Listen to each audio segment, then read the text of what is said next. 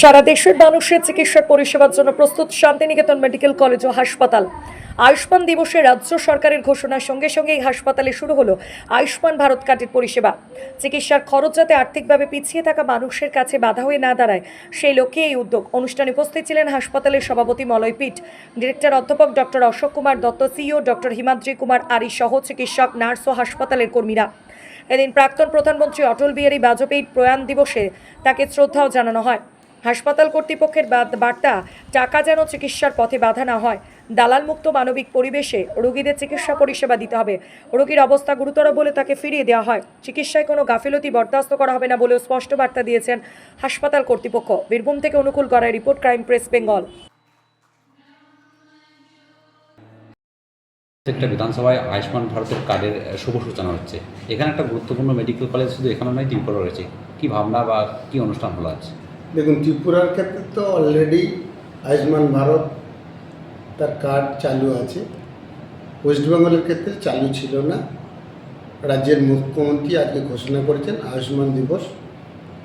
শুধু আয়ুষ্মান ভারত কার্ডই চালু হচ্ছে তাই নয়, তার সঙ্গে সঙ্গে আয়ুষ্মান বাংলা বলে গরিব মানুষ যারা ওই কার্ডের আওতায় কিছু কিছু কেস যেগুলো পড়ে না, রাজ্য সরকার সেগুলিতেও অর্থনৈতিক সাহায্য দিয়ে এই স্কিমের মধ্যে এনে মানুষ যাতে ফ্রিতে ট্রিটমেন্ট পায় তার একটা ব্যবস্থা করছেন।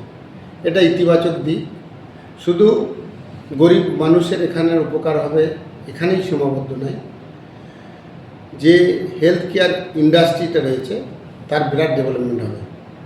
আমরা কি দেখতাম, এখান থেকে রোগী অন্য জায়গায় ট্রিটমেন্ট করতো, সেক্ষেত্রেও তারা ট্রিটমেন্টের জন্যে ক্যাশ পয়সা তাদেরকে দিতে হতো বা তাদেরকে অ্যাকাউন্টের পয়সা দিতে হতো ট্রিটমেন্টের জন্য। সরকারের কোনো সুযোগ তারা পেত না।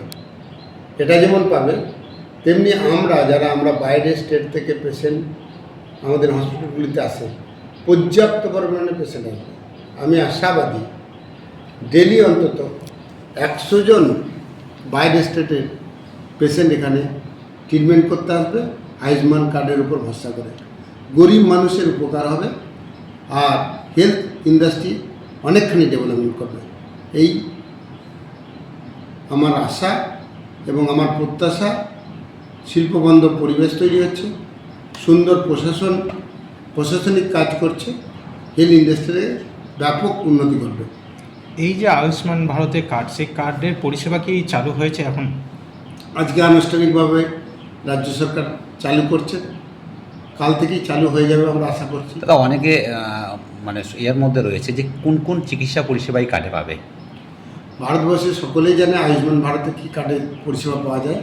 তার সঙ্গে সঙ্গে আয়ুষ্মান যে বাংলা কার্ডটা আছে, অধিকাংশ সব ট্রিটমেন্টই সেই দুটি কার্ডের মধ্যে হয়ে যাবে, গরিব মানুষরা অন্তত পাবে, আমরা আশা করছি। শান্তিনিকেতন মেডিকেল কলেজেও কি এটা চালু হচ্ছে?